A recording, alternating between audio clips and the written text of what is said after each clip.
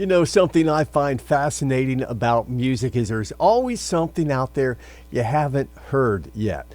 Not necessarily something new, but maybe like a hidden gem classic from the early 70s. Captain Beyond. We'll talk about that coming up next on Music Meanderings.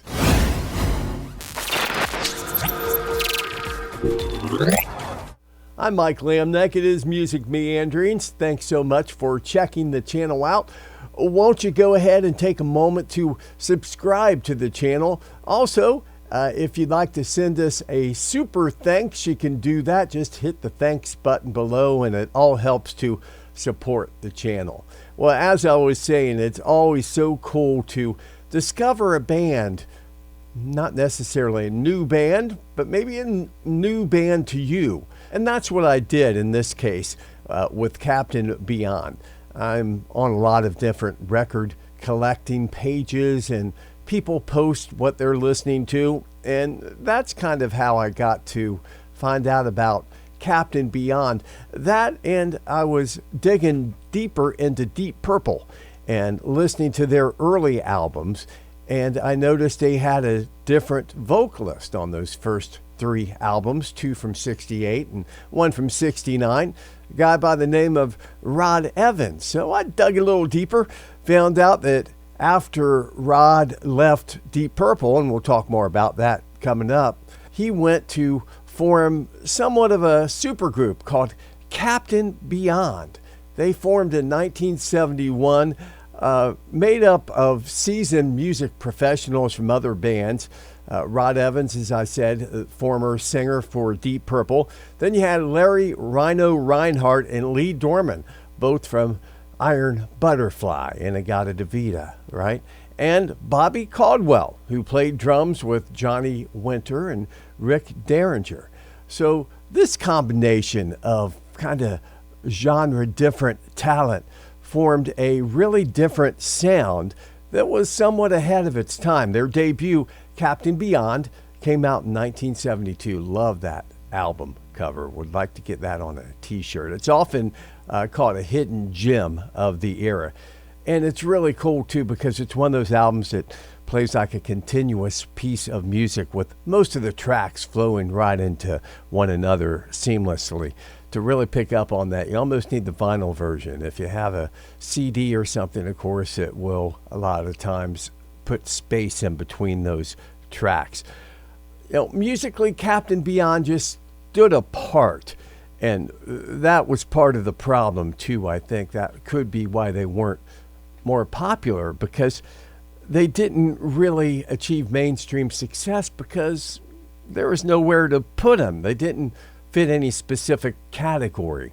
They were a little too heavy for progressive rock stations, too complex for mainstream hard rock radio, and just perhaps a little too cerebral for your casual rock listeners. They remained on the fringe, but now are admired by many and still largely unknown to a lot of the public, though. Well, that first album, Captain Beyond, 1972, a true classic.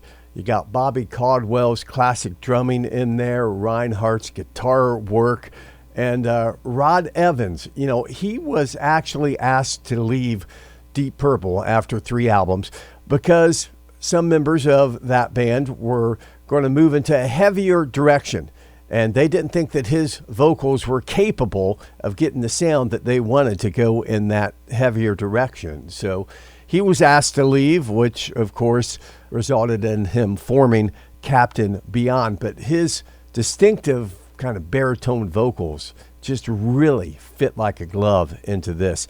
And you can hear a lot of Hendrix influences on this. A big part of that is Rod Evans' vocal delivery being very similar to Jimi Hendrix. Songs like Raging River of Fear really owe a lot to that Hendrix sound. Now, their second album, Sufficiently Breathless, came out in 1973.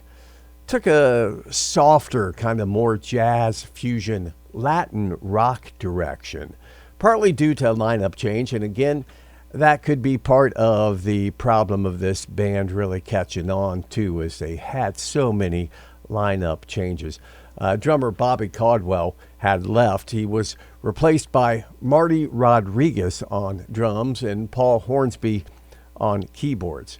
In fact, the inner sleeve explains the changes in the band lineup and says it resulted in a more Latin rock sound. And that's really evident on tracks like Drifting in Space, Evil Men, and the excellent album closing track, Everything's a Circle.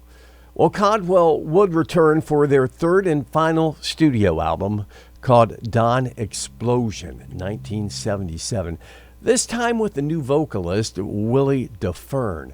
And while the album continued to showcase the band's technical skill and creativity, musical chops, didn't manage to really capture the magic of their earlier work, though there's a lot to like on it.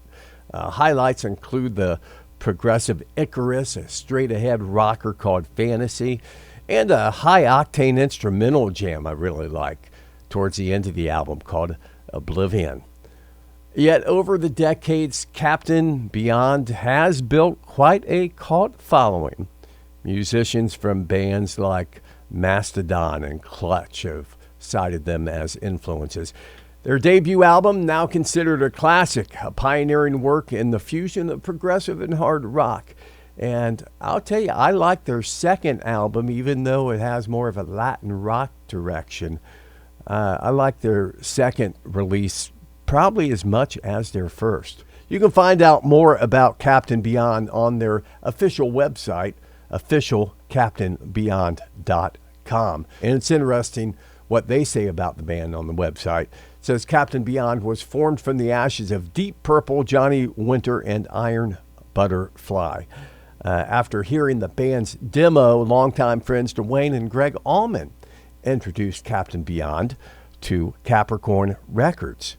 And after the release of their first self-titled album and a successful launch at the Montreux Jazz and Pop Festival, along with a relentless touring schedule with Alice Cooper, the Allman Brothers, Black Sabbath, and others. As I said earlier, Bobby left after that for a short time during the recording of the second album, Sufficiently Breathless. So Bobby then returned to Captain Beyond, set out once again on a new round of touring with the likes of King Crimson, ZZ Top, and others. So they've kept the band going on, mostly due to Bobby Caldwell. He is the only remaining original member at this point in time. In 2000, Rhino and Bobby decided to reform Captain Beyond, which included Jeff Artabasi, who was a current member. They recorded a 4-track EP. Unfortunately, the lineup was short-lived as Reinhardt had health problems. He was to die in January of 2012, followed by Captain Beyond's original bass player, Lee Dorman, who passed on 9 months later. Now, as far as Rod Evans, kind of a mystery somewhat what happened to him. After a brief legal battle with Deep Purple over naming rights in 1980, he retired from music and kind of disappeared altogether. In fact, former bandmate Ian Pace, drummer for Deep Purple, said in 2015, if anyone knows where Rod is, or even if he is still on the planet, that would be good news. We haven't had contact with him since the late 70s. Nobody seems to know where he is, or even if he is still alive. Not a clue. Well, following that, in 2015, drummer Bobby Caldwell mentioned that he was indeed in touch with Evans, and said that Evans is doing fine these days. He's working in respiratory therapy and has been for a long time, and he is married and residing in Northern California and had no plans to perform again. Evans was inducted into the Rock and Roll Hall of Fame as a member of Deep Purple in 2016, but even though he was invited, he did not attend the ceremony. Captain Beyond, the classic debut album from 1972. Have you heard it? If so, what do you think? Please comment below and find out more about Captain Beyond at officialcaptainbeyond.com. And thank you for watching Music Meanderings.